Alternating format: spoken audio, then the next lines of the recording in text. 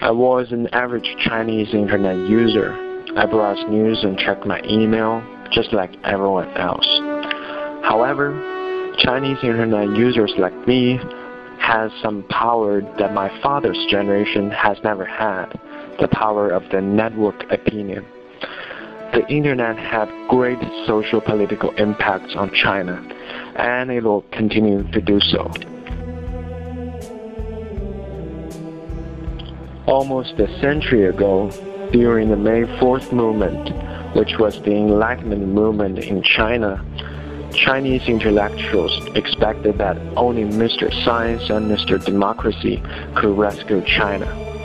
However, as China made great efforts in developing its own science and technology, the progress in democracy is rather slow. Things changed in 1990s when China decided to embrace the new age of the information technology. China is one of the first countries in the world to build a national information highway. In 2007, China surpassed the United States and became the country with the most internet users, over 200 million. The internet has not only changed China economically, but also social-politically. There have been high expectations of the internet facilitating democratic development in China.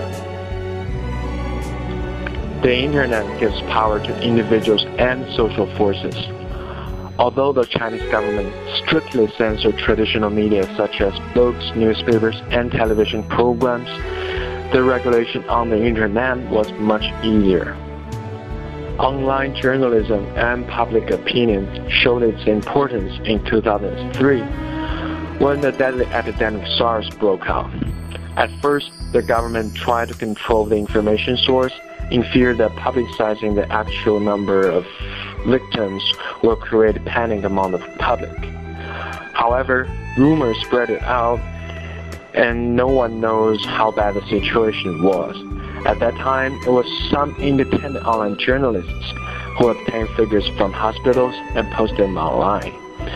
In response to the online journalism, people strongly demanded the government to publicize the actual situation, and the government did so due to increasing pressure and saved a lot of lives.